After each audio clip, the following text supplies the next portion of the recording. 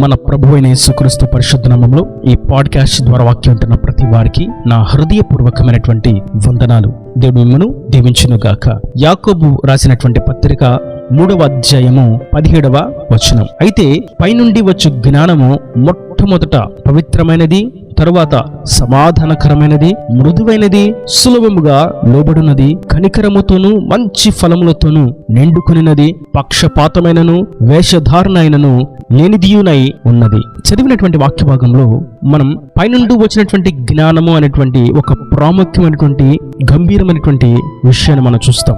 ఇది ఈ లోకముల నుండి వచ్చిన జ్ఞానము కాదు, ఇది పైనుండి వచ్చినటువంటి జ్ఞానం. ఈ జ్ఞానాన్ని మనం గుర్తించడానికి ఇక్కడ కొన్ని సూచనలను, కొన్ని ప్రాముఖ్యమైనటువంటి విషయాలను పరిశుద్ధాత్ముడు మన కొరకు రాయించి ఉంచారు. అదేదనగా మనం పైనుండి వచ్చినటువంటి ఆ జ్ఞానంను పొందుకున్నాము అని అన్నట్లయితే ఆ జ్ఞానం పవిత్రముగా ఉంటుంది, సమాధానంగా ఉంటుంది, మృదువుగా మాట్లాడుతుంది, సులభంగా లోబడుతుంది, కనికరం కలిగి ఉంటుంది, మంచి ఫలములతో నిండి ఉంటుంది, పక్షపాతం ఉండదు, వేషధారణ క్రియలు అస్సలే ఉండవు.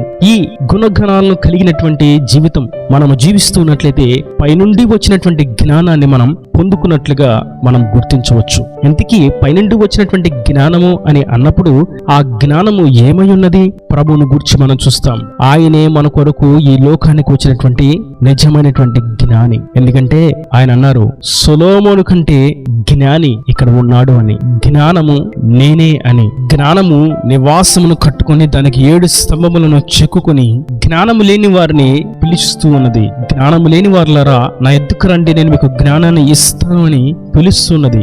ఆ జ్ఞానయుక్తమైనటువంటి ఆ జ్ఞానాంశముతో కూడినటువంటి పిలుపును పిలిచినది మన రక్షకుడైనటువంటి యేసుక్రీస్తు మాత్రమే. నేటి వాక్యం ఉంటున్నటువంటి నా ప్రియ సహోదరులారా, మనం పైనుండి వచ్చినటువంటి జ్ఞానాన్ని పొందుకోవాలని పరిశుద్ధాత్ముడు తేటగా సెలవిస్తున్నారు.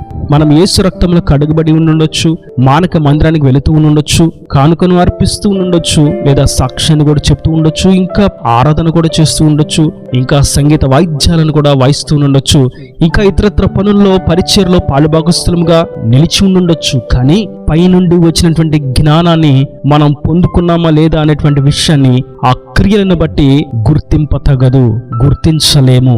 అయితే మనం పైనుండి వచ్చినటువంటి జ్ఞానాన్ని పొందుకున్నప్పుడు మనం పవిత్రముగా ఉంటాం. ఈ జ్ఞానం ఎప్పుడు పవిత్రత కొరకు ఉపయోగపడుతుంది. క్రీస్తును మనం పొందుకున్నట్లయితే ఆయన ఇచ్చినటువంటి కృప, ఆయన చూపినటువంటి దయ, ఆయన యొక్క ప్రాణత్యాగము, ఆయన కార్చినటువంటి రుధిరము చేత మనం ఎప్పుడు కూడా పవిత్రతనే కోరుకుంటాం.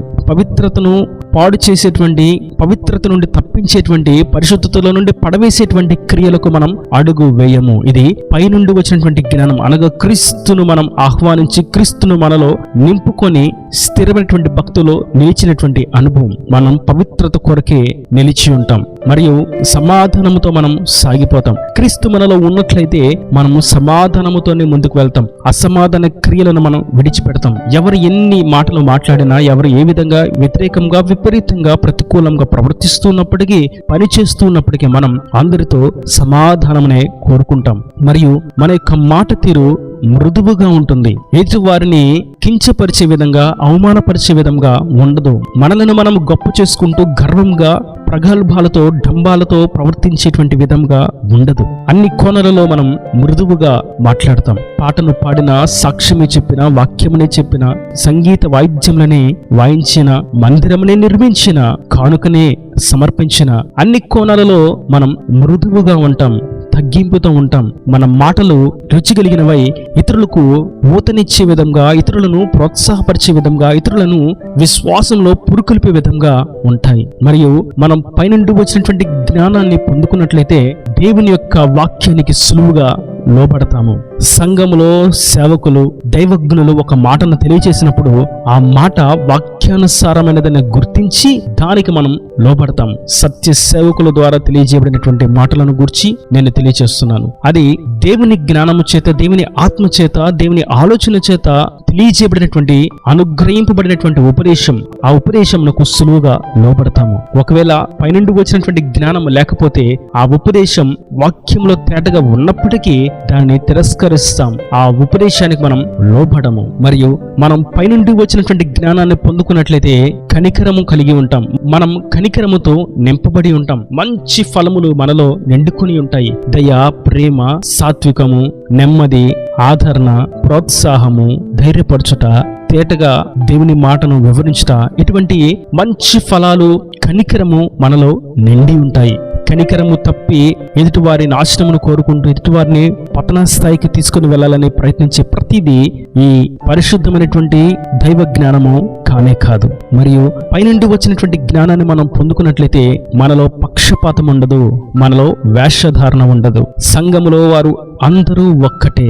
భూమి మీద ఉన్నటువంటి ప్రతి నరుడు, ప్రతి ప్రజ ఒకటే జాతి, ఒకటే రూపు, ఒకటే జీవం, అందరూ సమానమే అనేటువంటి నిష్పక్షపాతమైనటువంటి జీవితం కలిగి జీవిస్తాం. పక్షపాతం లేనటువంటి క్రియలను మనం ఈ లోకంలో చూపిస్తాం. అదే ఒకవేళ పైనుండి వచ్చినటువంటి జ్ఞానము కాకుండా ఉన్నట్లయితే ఎల్లవేళలా పక్షపాతాన్ని చూపిస్తూ ఉంటుంది దయ్యపు జ్ఞానం. ఆ కులం ఎక్కువ, ఈ కులం తక్కువ, ఆ మతం ఎక్కువ, ఈ మతము తక్కువ, ఆ మనిషి ఎక్కువ, ఈ మనిషి తక్కువ, వీరి దగ్గర ధనం ఉంది, వారి దగ్గర ధనం లేదు, వీరు అందంగా ఉన్నారు, వారు అందహీనంగా ఉన్నారు, వీరు ఆధిపత్యం కలిగిన వారు, వీరు భేదవారు అని రకరకాలైనటువంటి శ్రేణులతో పక్షపాతాన్ని చూపిస్తుంది ఈ దయ్యపు జ్ఞానం.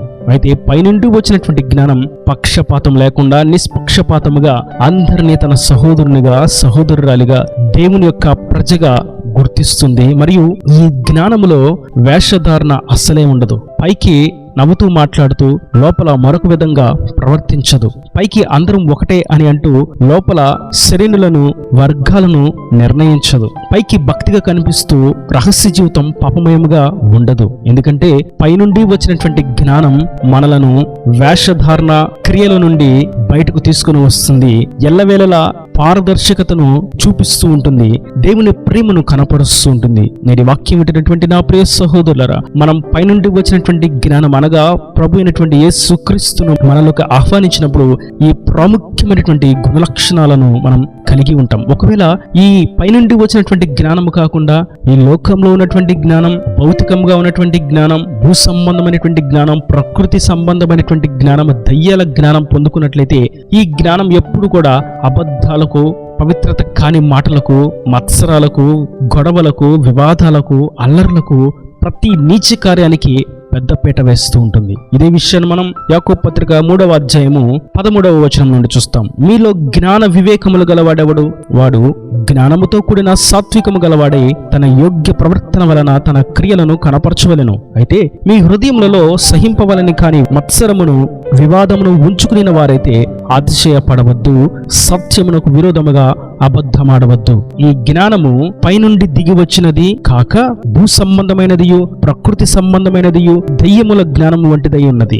ఎలయనగా మత్సరమును, వివాదమును ఎక్కడ ఉండునో అక్కడ అలరియు, ప్రతి నీచ కార్యమును ఉండును.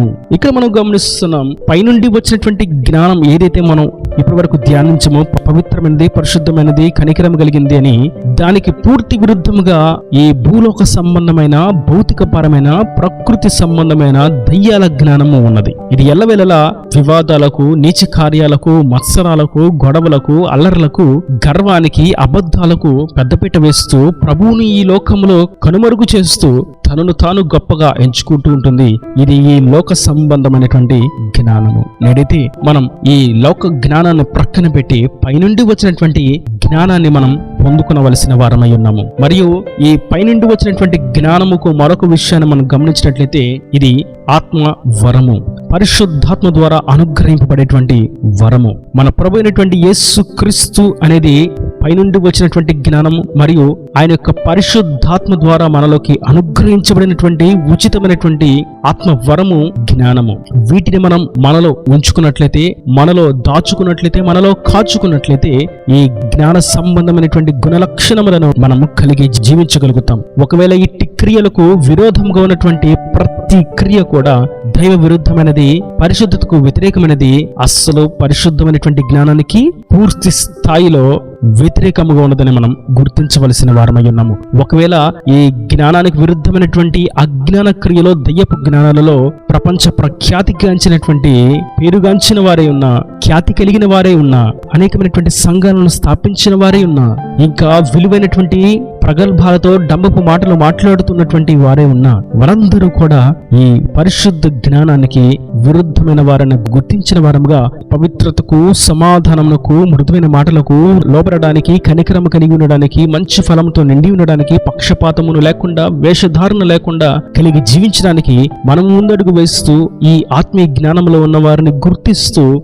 ఆత్మ సహవాసంలో మనం ముందుకు సాగుతూ పరలోక రాజ్యానికి వారసులుగా మార్చబడదుముగాక. ఈ దేవుని మాటల ప్రతి వాని హృదయంలో నీటికట్టి ఫలింపు చేయనుగాక. ఆమేన్. God bless you. తలలు మంచి కన్నులు మూసినట్లయితే మీ కొరకు చిన్న ప్రార్థన. ప్రేమ స్వరూపీకరణ కటాక్షం గల తండ్రి, నా ప్రభువా, ఈ వాక్యాల ప్రతి వారిని మీరు నిండారులుగా దీవించండి. దైవిక జ్ఞానం గురించి మీరు ఎంతో శ్రేష్టమైనటువంటి విషయాలను వివరించిన విధానాన్ని బట్టి నీకు స్తోత్రం. ఈ దైవిక జ్ఞానానికి ఉన్నటువంటి గుణ లక్షణాలను మీరు తెలియచేసినందుకు నీకు స్తోత్రం. ఈ వాక్యాల ప్రతి వారు ఇకవేట ఈ ఆత్మ జ్ఞానముతో నిండుకునే వారుగా, అటువంటి గుణ లక్షణాలతో ముందుకు సాగునట్లుగా, అనేకులను నీ వైపు తిరుపునట్లుగా కృప దయచేయండి. ఇంకా వారి ప్రతి అవసరతను, అక్కర్ను నీ మహిమేశ్వరులో తీర్చి నీ రాకడ రాజ్యాన్ని సిద్ధపరచమని యేసు పరిశుద్ధ నామమున ప్రార్థించి వేడుకుంటున్నాను తండ్రి. ఆమేన్. ఆమేన్.